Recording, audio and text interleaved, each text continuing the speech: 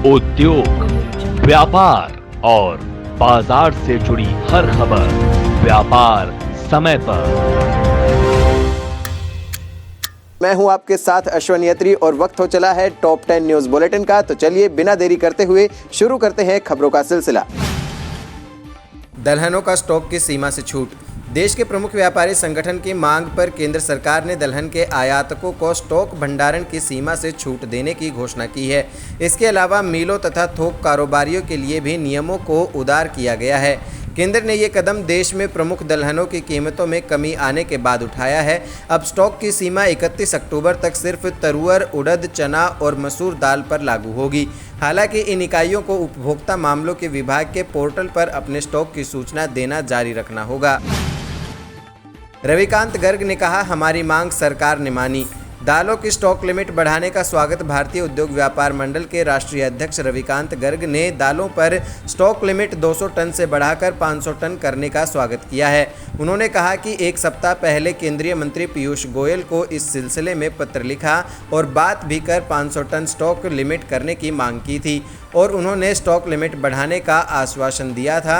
उन्होंने कहा कि 16 जुलाई को तथाकथित संगठन ने स्टॉक लिमिट लगाने के विरोध में मंडियां बंद का आह्वान किया था, जिसका हमने विरोध किया, क्योंकि जिस समस्या का हल बात करने से हो सकता है तो बिना वजह मंडियां बंद क्यों करें। BUVM विजय प्रकाश जैन ने भी किया दाल स्टॉक पर लिमिट का स्वागत। भारतीय उद्योग व्यापार मंडल विजय प्रकाश जैन ने दालों की स्टॉक सीमा बढ़ाकर 500 टन करने पर केंद्रीय मंत्री पीयूष गोयल का आभार जताया है। राष्ट्रीय अध्यक्ष विजय प्रकाश जैन ने जारी लिखित बयान में कहा कि केंद्र सरकार ने नए आदेश के मुताबिक अब थोक व्यापारियों के लिए दाल की स्टॉक सीमा 200 टन से बढ़ाकर 500 टन कर दी, जबकि दाल मिलों का प्रोडक्शन 50% पर रखा गया है। वहीं आयातक के लिए सीमा पूरी तरह से समाप्त कर दी है। BUVM के राष्ट्रीय अध्यक्ष विजय प्रकाश जैन, चेयरमैन बाबूलाल गुप्ता व वरिष्ठ महामंत्री मुकुंद मिश्रा ने सरकार द्वारा दालों की स्टॉक सीमा की बढ़ोतरी पर खुशी जाहिर करते हुए कैबिनेट मंत्री उपभोक्ता मामले एवं खाद्य में सार्वजनिक वितरण प्रणाली श्री पीयूष गोयल जी को धन्यवाद किया है। दालों पर स्टॉक लिमिट बढ़ाने का कैट ने भी किया स्वागत।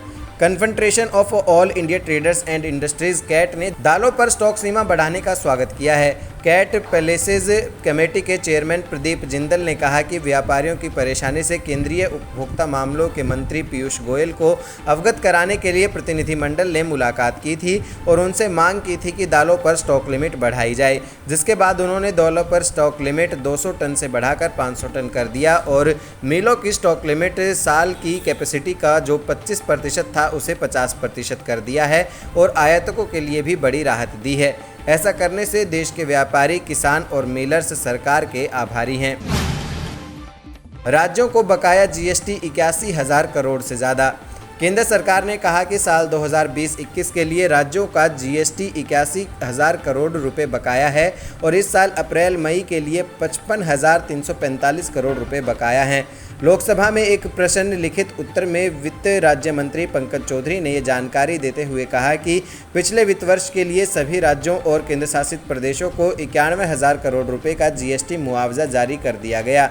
उन्होंने कहा कि कोरोना वायरस महामारी के आर्थिक प्रभाव के कारण आर्थिक मुआवजे की ज़रूरत पड़ी, क्योंकि GST संग्रह कम हुआ और GST क्षतिपूर्ति उपकर का संग्रह भी कम हुआ है। व्यापारियों ने भी मांगी क्रेडिट कार्ड की सुविधा। फेडरेशन ऑफ ऑल इंडिया व्यापार मंडल यूपी इकाई के संगठन सचिव जितेंद्र चतुर्वेदी ने बताया कि फैम यूपी पदाधिकारियों की ऑनलाइन बैठक हुई। इसमें व्यापारियों ने मांग उठाई कि सरकार किसानों की तर्ज पर हमें भी क्रेडिट कार्ड की सुविधा दे। इसके साथ जो छोटे व्यापारी GST में पंजीकृत नहीं हैं, उनको 3 से 5 लाख तक का लोन 3 साल के लिए बिना ब्याज दिया जाए। जो व्यापारी GST में पंजीकृत हैं, उनको ईजी वर्किंग कैपिटलिटी लोन दे। बैठक की अध्यक्षता पूर्वांचल प्रभारी प्रेम मिश्रा ने की थी। बैठक में सोमनाथ विश्वकर्मा, गोकुल शर्मा, UR सिंह, मनीषा गुप्ता, रजनीश कन्नौजिया, विनोद गुप्ता, संजय गुप्ता, गौरव सोनेजा, संजय सिंह, आनंद, विक्रम डिडवानिया व रजनीश आदि उपस्थित रहे। भारतीय उद्योग व्यापार मंडल के राष्ट्रीय अध्यक्ष रविकांत गर्ग ने बताया कि मंडल के केंद्रीय बोर्ड और वरिष्ठ पदाधिकारियों से परामर्श के बाद मंडल के राष्ट्रीय पदाधिकारी और प्रदेशों के अध्यक्ष संयोजक मनोनीत किए गए हैं। उनमें जयपुर राजस्थान के अरुण अग्रवाल, आसनसोल पश्चिम बंगाल से राजकुमार मित्तल व सोनीपत हरियाणा से राजीव जैन को मंडल का राष्ट्रीय उपाध्यक्ष बनाया गया है। वहीं उत्तर प्रदेश नोएडा से ध्रुव अग्रवाल को राष्ट्रीय महामंत्री मनोनीत किया गया है। पश्चिम बंगाल कोलकाता से श्री कुंज बिहारी सिंघानिया और संजय बंसल जम्मू कश्मीर को राष्ट्रीय मंत्री बनाया गया है।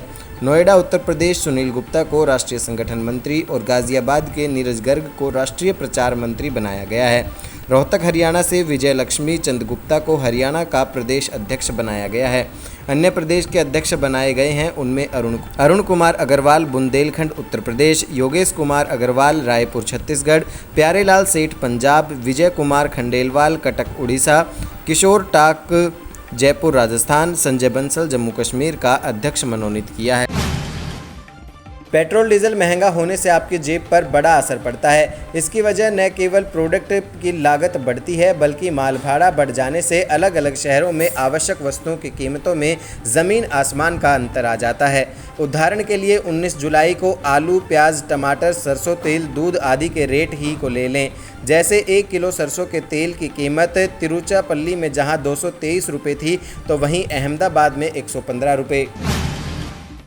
सराफा बाजार में आज जहां सोने के भाव चढ़ा है वहीं चांदी डाउन हुई है। आज चांदी में 488 रुपये की गिरावट देखी जा रही है। वहीं 24 से लेकर 14 कैरेट तक के सोने के दाम में तेजी आई है। मंगलवार को सोमवार के मुकाबले 24 कैरेट गोल्ड की औसत कीमत 225 रुपये चढ़कर 48,351 रुपये पर खुली। Xiaomi ने भारतीय बाजार रेडमी सीरीज़ पर पहले 5G phone Redmi note 10T 5G को लॉन्च कर दिया है। ये भारत के सबसे सस्ते 5G फ़ोन में से एक है। फ़ोन की कीमत 14,000 से भी कम है। हालांकि कंपनी ने फ़िलहाल इंट्रोडक्टरी प्राइस की घोषणा की है जो बाद में बढ़ाई जा सकती है। इसमें 48 मेगापिक्सल का प्राइमरी सेंसर, मीडियाटेक डोमेनसिटी 700 प्रोसेसर और 5000 mAh की बैटरी जैसे फीचर्स दिए गए हैं। उम्मीद करते हैं आपको हमारे बुलेटिन खासा पसंद आया होगा। अगर आपको ये वीडियो हमारी पसंद आई है तो लाइक कीजिए, ज़्यादा से ज़्यादा लोगों तक शेयर कीजिए और हमारे चैनल को सब्सक्राइब करना बिल्कुल ना भूलें। और अगर आप ये वीडियो हमारे फेसबुक पेज पर देख रहे हैं तो हमारे पेज को ज़रूर लाइक करें। हमसे जुड़े रहने के लिए हमारे YouTube चैनल को सब्सक्राइब करें और नई वीडियो की नोटिफिकेशन के लिए बेल आइकॉन को दबाएं। अगर आप ये वीडियो फेसबुक पर देख रहे हैं तो लाइक जरूर करें और ज्यादा से ज्यादा शेयर करें। धन्यवाद।